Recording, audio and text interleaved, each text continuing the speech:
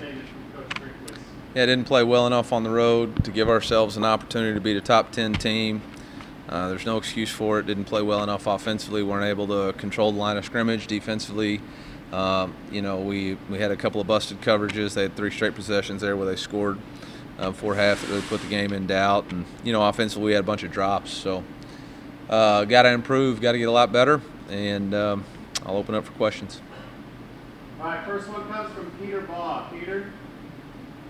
Yeah, Eli, what, I guess from your perspective, kind of happened there at the end of the first half? Honestly, I don't really know. I was watching. My eyes were on the ball. We played the ball. Ball was knocked away. I started running in and saw one of their coaches on our hash yelling at our guys, and then I saw more of their players join in. Then our players joined in, and we got to keep our guys from joining in. We got to keep our guys from the sideline. It's an ugly scene. It's an ugly scene for football. It's an ugly scene for college football, and I'm not proud of it. And I don't know who started it, but we got to figure it out. We got to get it fixed. Like I said, it's disappointing. I'm not for that at all, and I don't know. I don't know why they were running over to our hash. I have no idea what even kinda they were yelling about. So we'll take a look at the film. But then I'm sure we'll find out more tomorrow when we watch the tape. The film doesn't lie. Gabe DeArmond from Power Mizzou. Gabe? Yeah, Eli, I wonder if you could share any of your conversation with Coach Mullen after the game. I don't know if it was related to the halftime stuff or not. Yeah, I just said, figure out what happened. And it wasn't exactly pleasant at halftime, so just trying to figure out what happened and see if we can get it fixed. I thought both sides did a nice job in the second half and not letting it bleed over to the second half. Mitchell Forty, Power Mizzou. Eli, wasn't able to sustain many drives until late in the game there. I'm curious what kind of issues you saw. Was it more execution or based or a combination? Yeah, I'll have to go back and watch the tape. They were giving us fits up front. We weren't able to convert third downs. Obviously we had the fumble right before half that really put us. But, we dropped a touchdown to start the second quarter, which would have put us up 14-6 or something right there. And we got to take advantage of those situations on the road. We had 4 new starters with the offensive line today, and they did a nice job creating confusion. So, or 4 new starters, 3 new starters with the offensive line. 3, yep. Eric Lum from the Tribune. Eric? Eli, speaking of the offensive line, when you have a group that hasn't had a lot of other or chemistry, and you're playing against an experienced defensive line, is this kind of just the game you expected, or how did the result kind of rely on the offensive line to do better? I got to do better. It's my job to call plays that we can execute. It's my job to put us in a situation to be successful offensively, and I didn't do that tonight. So that's bottom line. That's on me, and we got to work hard to get it fixed. It is what it is. That's COVID 2020. So we got who we got. Dave Matter from the St. Louis Post. Dave? Eli, you mentioned the drops. Think of the way that Connor played against this defense and this on the road. Wasn't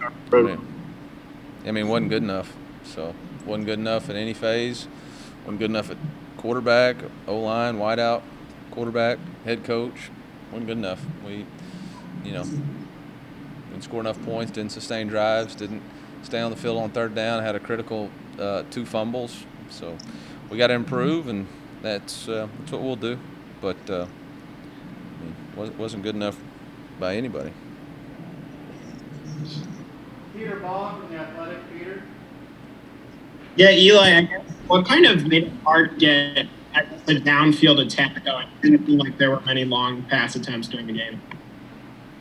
We threw one on the start of the second quarter that went about 60 yards in the air, and we dropped it. So first third down of the game, we threw a 9-ball to the boundary and missed it. So I don't know what you're talking about. Kyle Pinnell from the Maneater. Kyle? Eli, against LSU, you guys had turnovers that didn't really hurt the outcome. Tonight, they did change the game. Yeah. How much of a focus will you guys be putting on those turnovers during this bye week and preparing for your next game? Yeah, ton. When we don't turn the football over, we got a chance to help our defense and play good football, and we're not doing that, and we're putting our guys in bad positions. Our defense played their butt off in the first half, and shouldn't have happened. So, got to focus on it. Max Baker from the Missourian Max. Yeah, Coach. What did you think? Allowed Tony to have such success? You did. You're cutting out. Can you say it again? I'm sorry, bud. Yeah, I said. What did you think allowed Tony to have such, in the receiving game, and then also how did you feel you did against Kyle Pitts? I know you talked about them earlier in the week. We didn't set good enough edges against Kendarius, and he was able to break tackles. I don't know. I don't have the individual stats, but I know in the first half when they were moving the ball down the field, they seemed to keep finding him. They had a critical third down where they threw it on him. So, at the end of the day, we didn't win, so we didn't do a good enough job defending anybody. Suichi Tirada from the Star. Go ahead. Eli, I was just wondering, what was the conversation at halftime? Not just from scuffle or whatever, but just the way it ended between a fumble and the touchdown, and then them getting out to the lead and everything. Yeah, we just lost our composure. And tried to get everybody settled down, and obviously we didn't do that because then they went out there and drove the length of the field and scored, and then we went 3 and out offensively, and so I got to do a better job getting our team under control and adjusting for halftime. Jack Sobel from the Maneater. Go ahead. Coach, from your perspective, what went wrong at the end of the first half? Not with the fight, but with the 2 touchdowns for 20 and the fumble where it kind of snowballed out of control for you. Yeah, we got into a 3rd and 1 situation. We tried to tempo them, and they held us up, and looked like our left tackle got beat across the face with a defensive stunt, and so the tailback was trying to jump cut at the same time that the quarterback was trying to pull it from the defensive end coming down to crash. And, when that happens, you got one guy pulling one way and one guy going the other. It's typically a fumble. So, we got to do a better job not allowing penetration and can't turn it over. And then we busted the coverage. It looked like we went cover 3. Dave Matter from the Post. Go ahead. I'm sorry, I was just going to ask if you had a good view if that was more on Tyler, if Connor was trying to pull it there and it's just bad timing there. Yeah, it was. Connor was definitely trying to pull it, and the problem is when you're making the jump cut 4 yards deep in the backfield, you're feeling like the quarterback is giving it, and he's really trying to pull it. So he's trying to clamp down on the ball and just create an issue. All right, last one's going to come from Eric Blum from the Tribune. Eric. Eli, I'm curious if you've been in a situation like what happened at halftime before and how you brought your team together, or what happened as a result of that in previous.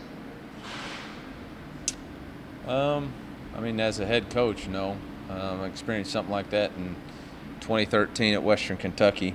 I